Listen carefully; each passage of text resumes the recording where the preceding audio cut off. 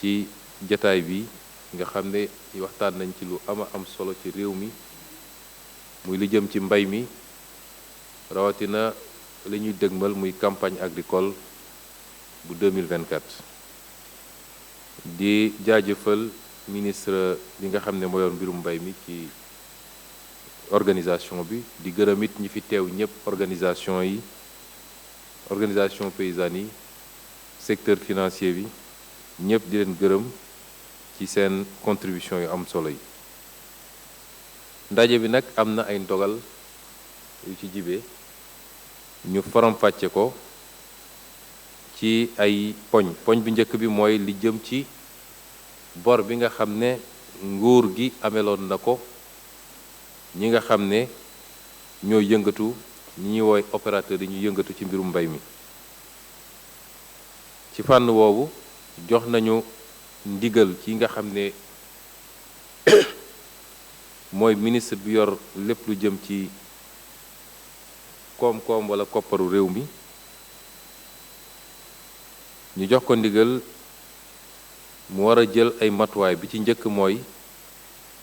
lenn ci bor boobu nga xam ne mi ngi concerné atum 2021 2022 ak 2023 mu fay ko gën saa gudd fileeg le 10 mai en tout cas ci semaine bii ñuy dublu semaine bi nga xam ne mooy daw le 6 mai ba le 10 mai la ca des nag ci bor bi nga xam ne 2023 2024 la concerné muy bor boo xam ne ni mu dajaloo gaaw na ci gaay boo xam ne mën na tey xel ñu jox ko ci ndigal mu càmbar ko ba pare ba ñu xam lu ne ci bor bi bu paree càmbar ko la nga xam ne mooy lu dëggu ci bor bi lu war dinañ ko fay ci nu mu gën a gaawe ñu sant ko it mu dajale ñi nga xam ne mooy banque yi ak ñi nga xam ne ñoo yor mbirum lempo ci réew mi ñoo ñëpp mu dajale leen ñu waxtaan pour ut ay solution ci li nga xam ne opérateurs yi ñu ngi koy dund te dara tegu leen ko lu dul yéex bi nga xam ne état bi yéex na koo fay bor bi ba tax ñu tegal leen ci ay intérêt ñu war koo fay ci banque yi waaye it waa lempo teg leen ci ay daan ñu war koo fayit loolu jox nañ ko ci ndigal mu dajale leen ñu waxtaan ut ci ay solution ni mu gën a gaawee ci li jëm ci wàllu ji ak engrais jox nañ ndigal jëwriñ bi nga xam ne moo yor mbirum mbay mi mu jël ci ay matuwaay pour que ci ni mu gën a gaawe ñu séddale li nga xam ne mooy intrant yi muy jiw bi ak engrais bi ci séddale boobu it na ci jox gëdd gu am solo li nga xam ne mooy coopérative yi ak société de coopérative yi ñu jox ko ndigal it mu war cee lënkaloo ak jëwriñ bi nga xam ne moo yor mbirum finance ak budget ñu fexe ba ci nañ koy joxe nañ ko leeral ba lépp luñ ci joxe ñu xam ci ban base dañ ko joxe rawatina nag opérateur bu ñuy jox rek nañu xool ba mu leer ni opérateur bi am na ay mbagg yu dëgër ba war a mun a def liggéey bi nga xam ne moom la ñu xaare ci moom ñu wax ko it li nga xam ne mooy direction bi nga xam ne mooy aar lépp lu jëm ci gàncax gi muy direction protection des végétaux jox nañ ko ci ndigal pour mu liggéey ak ñoom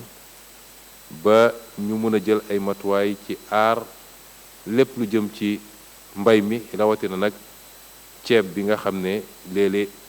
picc yi dañ ci xaw a am luñ ci yàq lu bëree bëri ñu jox ko ndigal it mu war cee ànd ak jawriñ bi nga xam ne moo yor lépp lu jëm ci encadrement baykat yi ak ki nga xam ne moo yor l'armée bi mu ànd ak ñoom ñu am lu ñuy liggéey ci fexe ba ñi ñuy woowee ayants droit yi mooy ñi nga xam ne ñoo yelloo mbir mi ñu mën leen identifier ci loo xam ne du am lu ñuy laam-laame loolu nag nañ ci ànd ak service yi nga xam ne mooy service déconcentré yi ñu jox ndigal ba léegi mu war cee ànd ak ministre des finances ak du budget ñu fexe ba ñi nga xam ne ñoo nekk ci terrain bi ñoo leen di woowee service déconcentré yi ñu jox leen jumtukaay yi ñu soxla yépp ba mën a accompagner campagne agricole bi ci ni mu gën a rafete ba tey ci fànn boobu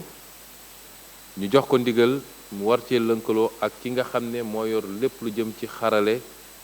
télécommunication internet ak numérique bi liggéey ci gaaw a gaaw nu ñuy utiliser nu ñuy fexe ba jëfandikoo xarale yooyu ba mën a ràññetle ñi nga xam ne ñooy yëngatu ci mbir mi ak ñi nga xam ne ñoom la ñuy jox subvention yi moo xam ci intrant jiw wala engrais wala sax matériel agricole ñu wax ko it mu lënkaloo ak ki nga xam ne mooy jëwriñ bi yor l'armée bi pour loolu nga xam ne da daan am bu njëkk ba muy benn bànqaas boo xam ne ñu ngi ko doon woowee cellule logistique militaire te mu daan nekk ministère de l'agriculture ñu dekkil ko dundalaat ko ndax liggéey bi mu doon def ci wàll wi am na ci solo ñu jox ko ndigal it moom jëwriñ bi nga xam ne mooy yor li nga xam ne moo jëm ci mbay mi mu fexe ba matériel agricole bi nga xam ne la ca Sénégal def bëri na waaye ñaare gisuñu jeexital bi ñu fexe ba am ay charte yu ñuy teg ba képp kuñ koy jox rek mu leer ni ku ko yelloo la ku ko war a am la rawatina nag mu gën a gaawal séddale matériel agricole boobu fële ci vallée du fleuve Sénégal nga xam ne potentiel bi fa am ci wàllu mbayum ceeb ba ci wàllu maraîchage potentiel bu am solo la ñu wax ko tamit ni am na ay programme yu fi am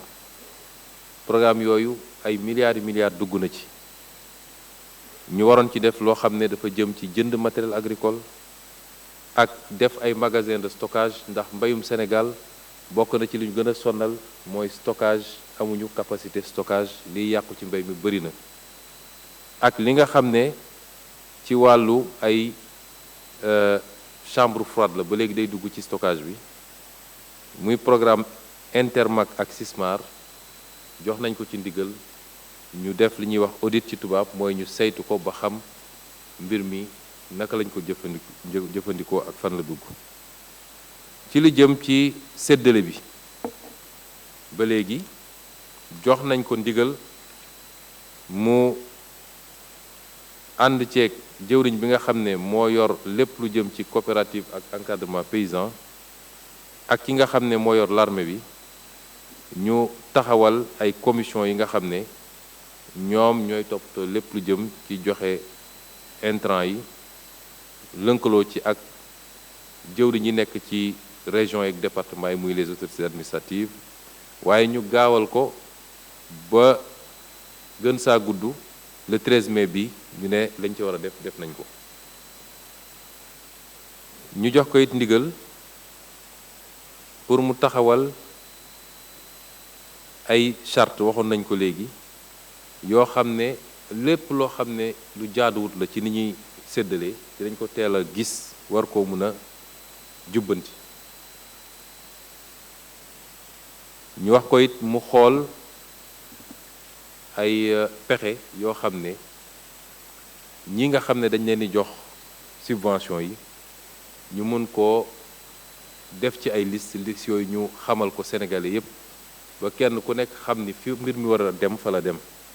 ñi ko war a jox yépp jox nañ leen ko te amul kenn koo xam ne yellowul ko te jox nañ la ko bu ko defee subvention bi dina yegg ci baykat bi waaye du doon loo xam ne day nekk ci yeneen loxo ay nit di ko récupérer di ko jaayaat wala di ko génne réew mi li jëm nag ci li ñu doon tudd léegi muy fexe ba am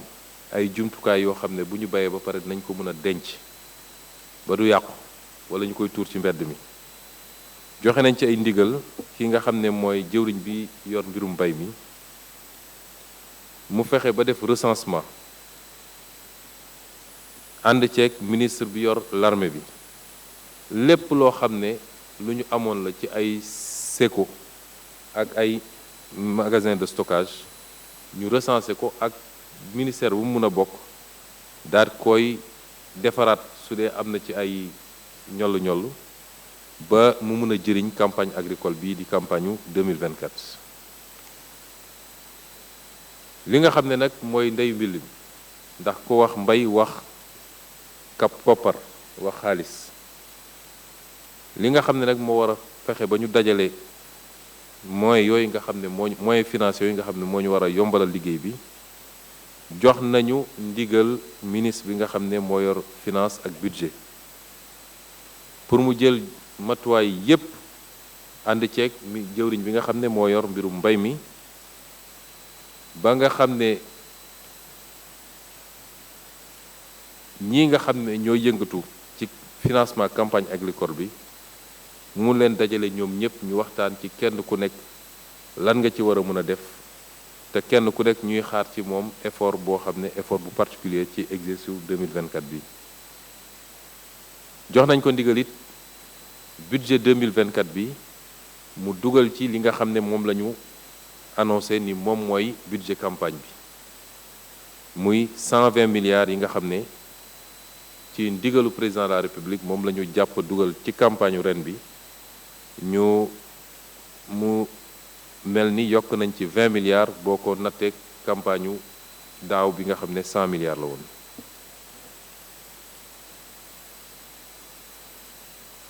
ñu jox ko ndigal it mu waxtaan ak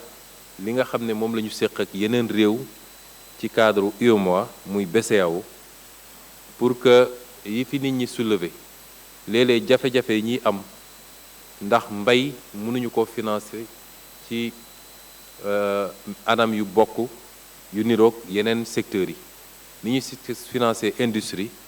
ak ni ñuy financer secteur tertiaire mënul bokk ak mbay ñu jox ko ndigal nag mu waxtaan ceeg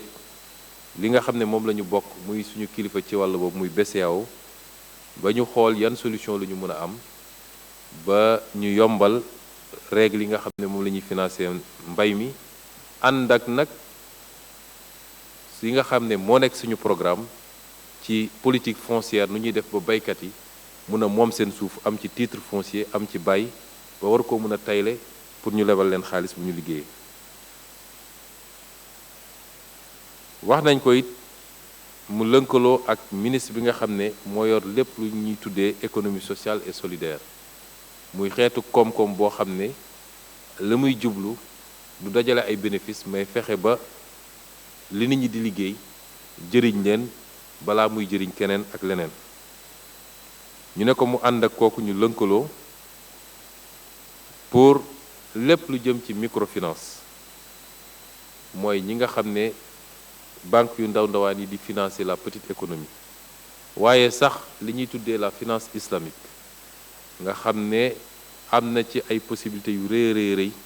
am na ci ay xeetu produits yoo xam ne dañ koo jagleel mbay spécialement mu xool loolu nuñ koy ñoŋalee ba mun a ñëw yokk liggéey bi ñuy def gën a yombal financement bi parce que su financement amee rek lu bari mun na yomb ci li jëm nag ci moyen logistique mooy jumtukaay yi ak nuñ koy nuñ koy utiliser ba ñëpp mun cee jot jox nañu ndigal jëwriñ bi nga xam ne moo yor mbirum mbay mi pour que li ñuy wax au niveau local mooy ci base bi ci village yi ci communes yi ci département yi ñu gën a def coordination certainement jaare ko ci coopérative yi ba nit ñi mun a dajale moyens yi gën koo mun a utiliser de manière rationnelle ci li jëm nag ci li ñuy wax rendement bi ndax lu ñu war a jàgg jooytu la mooy fu ñu waroon def 10 tonnes à l'hectare 10 tonnes à l'hectare peut-être ñu ngi ciy def 10 kilos à l'hectare nu ñuy def ba yokk rendement boobu jox nañu ndigal jëwriñ bi nga xam ne moo yor mbirum mbay mi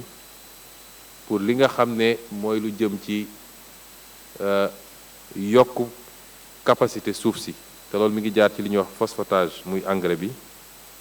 mu jël ci ay matuwaay yu mat sëkk rawatina ren ji waaye it mu farlu ci nu ñuy def ba jiw bi waaye jiwu qualité la ñu wax li ñuy wax semence certifiée nga xam ne Sénégal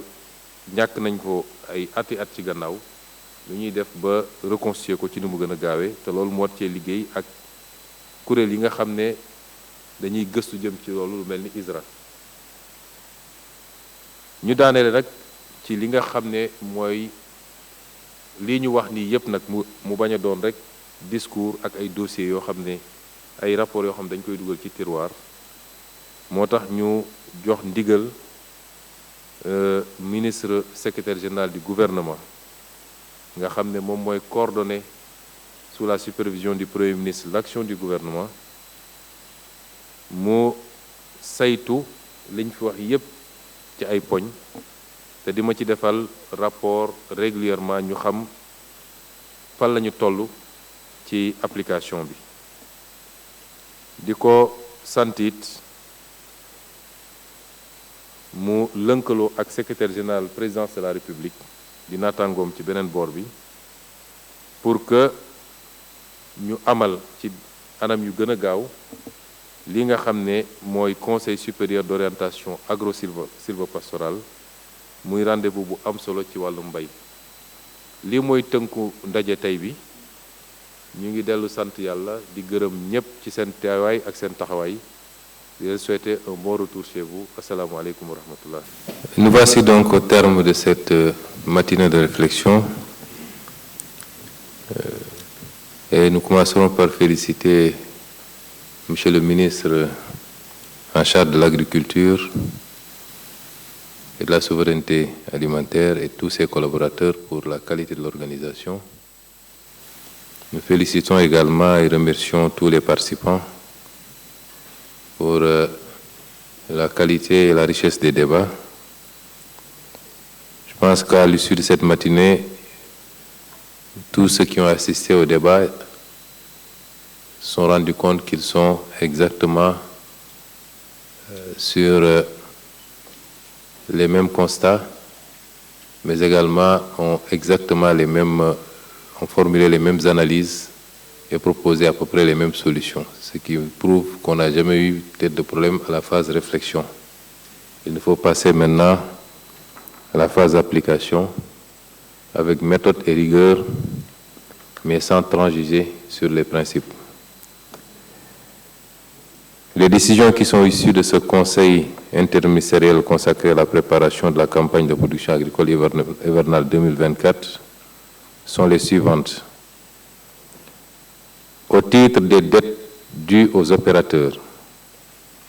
j'engage Monsieur le ministre des Finances et du Budget à prendre les mesures nécessaires pour solder la dette de l'État vis-à-vis des opérateurs pour les campagnes 2021, 2022 et 2023 au plus tard au cours de la semaine du 6 au 10 mai 2024. À procéder à un audit de la dette au titre de la campagne agricole 2023-2024 et nous soumettre pour validation un plan d'appurement de la partie de cette dette validée. À organiser des concertations entre, d'une part, les opérateurs et d'autre part, les banques et l'administration fiscale en vue de trouver des solutions à l'impact des retards de paiement de la dette de l'État aux opérateurs en termes d'intérêts, de retards imputés par les banques et de pénalités sur le recouvrement des impôts et taxes dus. Au titre des fournitures de semences, engrais et produits phytosanitaires, j'engage Monsieur le ministre chargé de l'Agriculture à prendre toutes les dispositions requises pour le démarrage effectif de la distribution des intrants en quantité et en qualité dans les plus brefs délais en accordant une attention toute particulière à l'implication active des coopératives et des sociétés de coopératives. À veiller, en relation avec le ministre des Finances et du Budget, au respect des principes de transparence, d'intégrité, d'économie et d'efficacité dans l'octroi des agréments, en portant une attention particulière à la solvabilité des opérateurs. À renforcer, dans les délais requis, les capacités d'intervention de la direction de la protection des végétaux pour la protection des cultures et des récoltes, à accorder une attention particulière, là aussi, à la lutte contre les oiseaux granivores dans les zones de culture de riz, à assurer, en relation avec le secrétaire d'État aux coopératives et à l'encadrement paysan et le ministre des Forces armées, chacun en ce qui le concerne, la mise en place des intrants dans des conditions de stricte transparence auprès des réels ayants droit, en veillant à identifier et à sanctionner tout détournement d'objectifs. Un accent particulier devra être accordé par les services déconcentrés, DRDR et SDDR, au respect strict des critères de choix des gros producteurs. En relation avec le ministre des Finances et du Budget, à mettre des moyens logistiques à la disposition des directions nationales et des services techniques déconcentrés et à veiller à la disponibilité sur l'ensemble du territoire national des plannings de distribution des intrants, semences et engrais auprès de chaque DRDR. En relation avec le ministre des Télécommunications et du Numérique, et dans le strict respect de la réglementation régissant la protection des données personnelles, à instaurer un identifiant appelé carte d'identité pour chaque producteur bénéficiaire de la subvention de l'État et pour chaque opérateur fournisseur d'intrants agricoles, par la mise en place d'une plateforme de gestion et de suivi en temps réel, assurant une traçabilité complète des subventions agricoles, de la définition des objectifs de campagne jusqu'aux mises à disposition des intrants aux producteurs, en passant par les notifications aux fournisseurs. En relation avec le ministre des Forces armées, à redynamiser dans les plus brefs délais la cellule logistique militaire détachée au sein du ministère de l'Agriculture. Au titre du matériel agricole, j'engage Monsieur le ministre chargé de l'Agriculture à veiller à fixer des conditions et modalités de cession du matériel agricole récemment acquis par l'État, garantissant la stricte transparence, l'équité et l'efficacité aux producteurs réels ayant droit en mettant un dispositif de suivi de leur utilisation aux fins et lieux déclarés. Plus spécifiquement,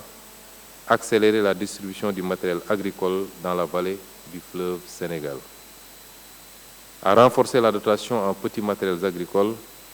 dans le cadre du programme de mécanisation. À commanditer un audit du programme Intermac et Sismar d'acquisition et de distribution de matériels agricoles, de magasins de stockage, d'intrants agricoles et de chambres frigorifiques. Au titre des commissions de distribution, j'engage Monsieur le ministre chargé de l'Agriculture à diligenter, sécuriser en relation avec le secrétaire d'État aux coopératives et à l'encadrement paysan et le ministre des Forces armées la mise en place des commissions de cession des intrants avec les autorités administratives au plus tard le 13 mai 2024. À mettre en place un dispositif de contrôle du respect des règles fixées pour la distribution des intrants aux ayants droit et identifier toute anomalie en vue de sa correction sans préjudice des mesures à prendre par l'État pour la préservation de ses intérêts. À étudier des modalités de publication de la liste des bénéficiaires des intrants subventionnés. Au titre des infrastructures de stockage, j'engage Monsieur le ministre chargé de l'Agriculture à recenser, en relation avec le ministre des Forces armées, les infrastructures de stockage de semences et d'engrais existantes sous tutelle des différents départements ministériels et à les mettre à disposition pour la campagne agricole. Au titre de la mobilisation des financements, j'engage le ministre des Finances et du Budget à prendre les dispositions appropriées en relation avec le ministre de l'Agriculture pour permettre la mobilisation par les opérateurs des financements appropriés de la campagne de production agricole 2024. À inscrire dans le budget les montants requis pour la subvention de 120 milliards retenus pour la campagne de production agricole 2024. À entreprendre les concertations nécessaires avec l'Association professionnelle des banques et établissements financiers du Sénégal, l'Association professionnelle des systèmes financiers décentralisés, la Banque agricole, la BNDE et les institutions de microfinance en vue de leur implication renforcée dans le financement de la campagne de production agricole 2024. À sensibiliser la BCEAO et le Conseil des ministres de l'Union sur la nécessité d'adapter dans les meilleurs délais possibles la réglementation prudentielle applicable aux banques et établissements financiers ainsi qu'aux institutions de microfinance, aux spécificités du secteur agricole. En relation avec le ministre de la Microfinance et de l'économie sociale et solidaire, à mettre en place les conditions d'une intervention accrue des institutions de microfinance, y compris celles de petite taille, au financement aux campagnes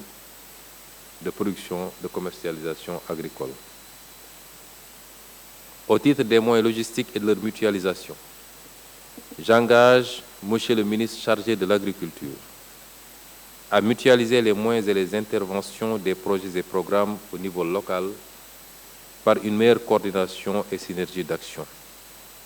Au titre des autres problématiques de renforcement des rendements agricoles, j'engage Monsieur le ministre chargé de l'Agriculture à intensifier le programme de phosphatage des sols,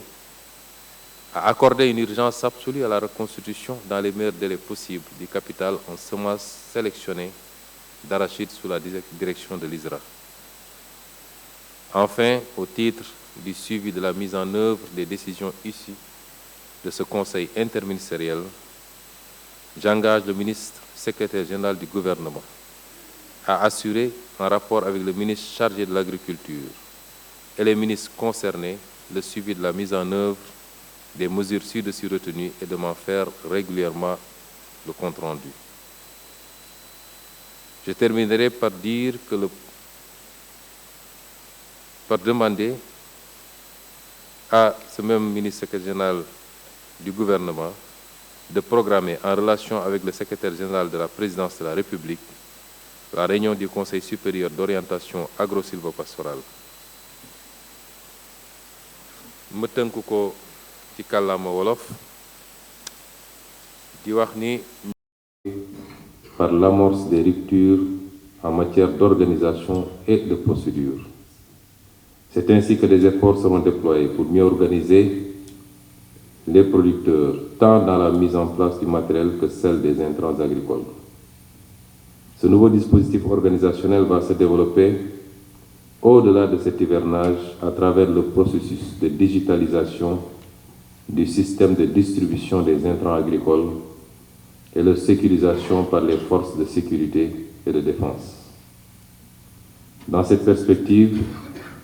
seront organisées des sessions de renforcement de capacité sur les nouveaux schémas de financement du secteur agricole. À terme, des mécanismes innovants de financement comme le crédit bail pour l'acquisition du matériel agricole et le nantissement des stocks seront instaurés dans les banques locales domiciliataires des ressources de l'État sous couvert de la garantie souveraine ou des fonds de garantie mis en place par l'État. Mesdames, Messieurs, cette approche innovante permettra de réguler les marchés, d'assurer un prix rémunérateur aux producteurs et de garantir le remboursement des crédits. Comme corollaire à ces mesures, une approche chaîne de valeur va assurer des débouchés aux produits agricoles à travers la promotion par l'État du Sénégal de champions nationaux pour la transformation la conservation et la commercialisation des produits agricoles. Cette forte ambition constitue sans nul doute un vaste chantier qu'il conviendra de bâtir avec l'ensemble des acteurs de manière inclusive. C'est pourquoi j'en appelle à la franche collaboration de chacun et de tous à un élan patriotique autour de cette mamelle de notre économie. Un Sénégal uni, souverain, juste et prospère, conforme à la vision du président de la République, son Excellence M. Bassirou Diomaye Diakhar Faye. Mesdames et Messieurs, j'engage M. le ministre chargé de l'Agriculture à dérouler la feuille de route pour la formulation de la doctrine de souveraineté alimentaire et à la finaliser dans les plus brefs délais avec la participation active de tous les acteurs. Le présent Conseil interministériel à la toute prochaine campagne agricole marquera l'amorce de notre déploiement vers les ruptures exigées par le peuple. L'accent devra être mis dans les échanges qui vont suivre sur les principales contraintes et les solutions envisagées pour une totale réussite de cette campagne. Sur ce, je déclare ouvert le Conseil interministériel consacré à la préparation de la campagne de production agricole 2024 et vous remercie de votre aimable attention.